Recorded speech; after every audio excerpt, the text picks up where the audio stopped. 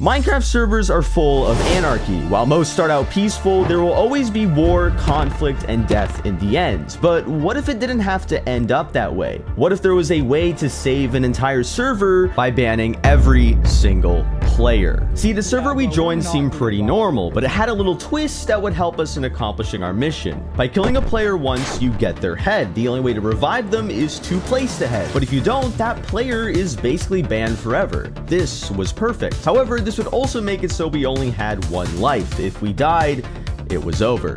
But already we had our first obstacle. What do you want? How this is that what? I'm gonna murder. No.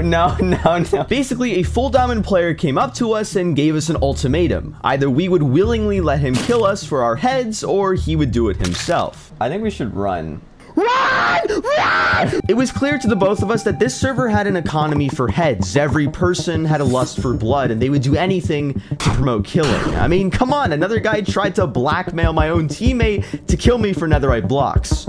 Pulse kill Tyrant. No. 2 netherite blocks. We knew the only chance of stopping these evil players was to ban them all. But before we could even begin to think about that, I got word about something peculiar. Something funny. So we got infinite. Wait, infinite ores? Wait, how? Infinite ores? Hold on. Used to be a box. Maybe there's like a dupe command, or check the command.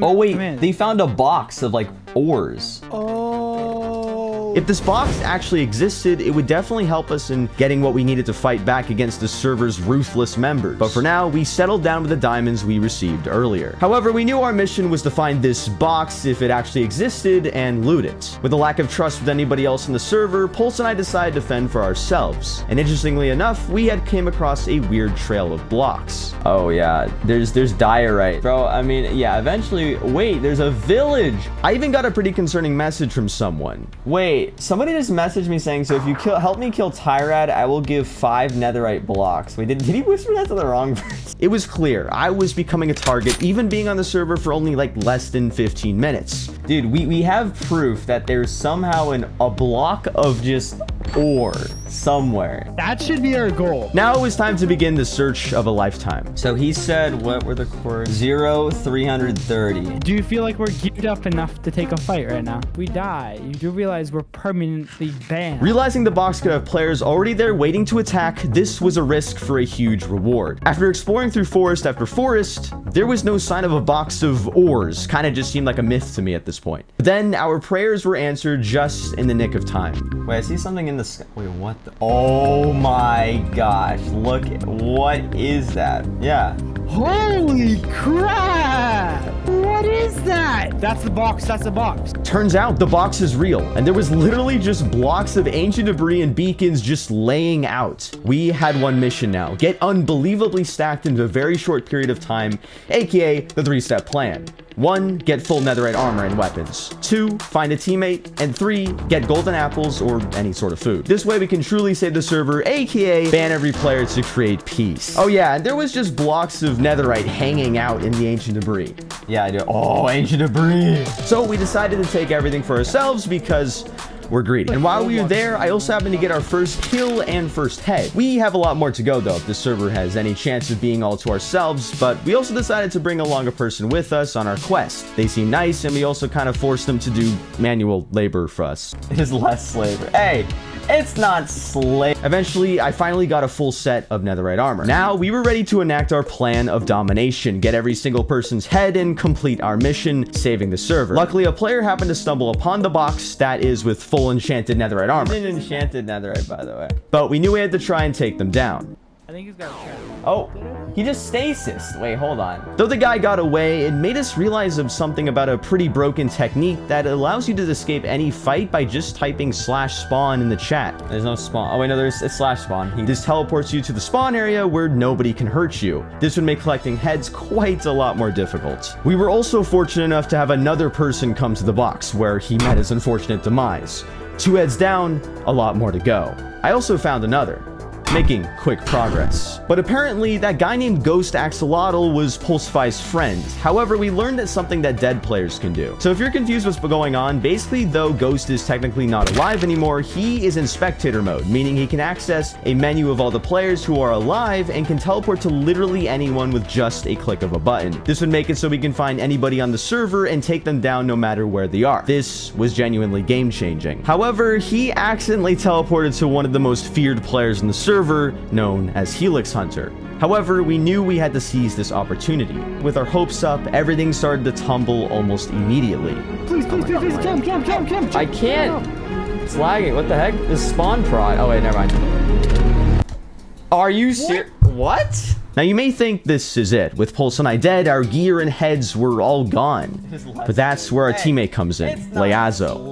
Lizzo, please respawn us. Lizzo, please respawn us. The first person we spared at the box area. Unfortunately, they were only able to get our armor, but Helix still had our heads in his inventory. How were we supposed to get them back? To rub even more salt into the wounds, our only remaining teammate died. While this may seem like the end of the road, it was far from it. There was one last ace up our sleeve. A player by the name of K Bliss challenged Helix to a 1v1. Q, I need you to do us a favor and kill Helix. Both had very similar gear, and it seemed like a fair fight. With no other option, we knew this was the only way. Wait. Oh my gosh! He killed him! He did? Wait, no. He did? He killed Jimmy. He killed Jimmy. They had killed the wrong person. Helix got away, for now at least. Like, you... Oh, wait! That was my head? Wait, how did you have my head? You can rename heads? Oh, yeah, you didn't know that. No. But it turns out Helix didn't need to die. While my items were nowhere to be found, at least I was alive once more, but we still needed to get one more head to revive Pulse. Luckily, it was a lot easier than we originally anticipated. However, we knew Helix was at the top of our hit list. He had to go down one way or another. So after regrouping with my team, we were able to get enough gear together to get back to full netherite. I even got another ally by the name of Nicey to help the cause. With no plan, we didn't really know what to do. Nicey and I were scouting for food in the meantime. However, Leazo, one of our teammates, had found Helix, but with a catch. This one, Lizio, this one. Where you're gonna die. Helix was using the spawn protection at spawn to his advantage. Oh, so spawn, he's just camping spawn. If someone tried to hit him, he could easily slip back into the spawn area where you take none and he can stay there all he wants. Meaning we would probably need to either lure him out somehow or get him to teleport away. So after coming back to base, we were met with a very peculiar surprise. Oh shoot, he's right here. He's right here. Nicey. Can we get Nicey? Oh, should we go? Right now? I don't know. Now you're probably thinking to yourself, why don't you just kill him? You have 3 people and it's only one of him. Well, the main problem is that this server lags at the worst times, making it really difficult to last in fights. On top of that, he could just teleport back to spawn whenever he wants to, no matter if he's in combat, meaning we have to be really careful about this. You really think he can take a 4v1? I mean, we can definitely kill him, like, now. He's gone. He's gone. And just like that, he is out. Gone. We knew the only way now was to have our friend in spectator mode teleport to Helix and allow us to /TPA to him. That way he can end up where Helix is. Okay, guys. We need to hurry before he, like, logs off or something. Yeah, I'm accepting. Don't move. Okay. Okay, shift. Except mine. He's coming! Ready? Set. Go! Oh my gosh. Wait, what the hell was that? What did he... I don't think there was a decorator. What did he do? This is when Helix revealed his true power. Yes, what you saw was some sort of hack, meaning this would be literally almost impossible. However, knowing he must have a weak spot, we kept pushing on. Okay, wait, all of us pull back. What do we do? Okay, guys, I think we should join VC with Helix now. Mr. Helix, please come back to spawn. That would be awesome. Helix, come on, bro. Howard, ain't no way, bro. With each attempt of trying to lure him out failing, all of a sudden, he's running. And of course, he was flying. But with the power of teleporting to our spectator friend, we were able to catch up to him. He's flying! What the heck, bro? He's actually flying. No, he's literally flying. The chase literally wouldn't end. Eventually, he was just flying in the ocean. Think about that for a second. Flying. In water. Bro, you know, the fact that you're just running away just goes to show how low you are, honestly. But then... Tyrant! Wait, what happened? What? I don't know. Pulse had somehow killed him. Don't ask me how he did it, but it happened. See, while the gear was a nice plus and 2 heads on him, Helix had a little bit of a secret stash. Basically, the deal was that Helix would give us all the heads he had in his ender chest once we revived him. However, things took a turn I didn't quite expect.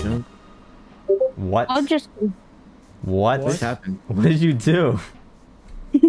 Oh my god, he chunk banned us. Helix had outsmarted us, lured us for our greed of heads, and trapped us with a chunk ban. If you don't know what a chunk ban is, it's basically when a player drops a shulker box full of books that are written with tons and tons of text. Because there's so much in it, it acts like an overload of data stored within those books, which causes that specific chunk to kick every player in it. In reality though, this only slowed us down a little. All we needed to do now was to get one of our alternate accounts and get rid of the dropped shulker box. It rolled it back? However, it turns out the server had actually crashed because of it. And when we logged on, I don't have the heads.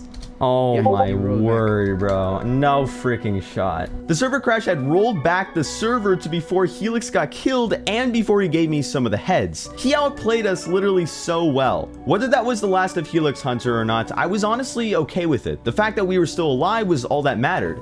And we had all we needed to finish our mission of collecting every single head, even if it meant it would take us days upon days. The game plan was that Pulse and I would stay at spawn waiting for people to join the server, cleanse them, and store their head in my ender chest. If other people happened to be in different areas, we would use the spectator mode teleportation method to get over to them and cleanse them as well. And not before long, 3 heads, 4 heads, 5th head down. I got both of their heads. I got both of them. Okay. And just like that, we already had 8 in total. Now you're probably wondering how many heads is it going to take to make this server peaceful again? Well, as many as possible. Let's just say maybe a double chest full.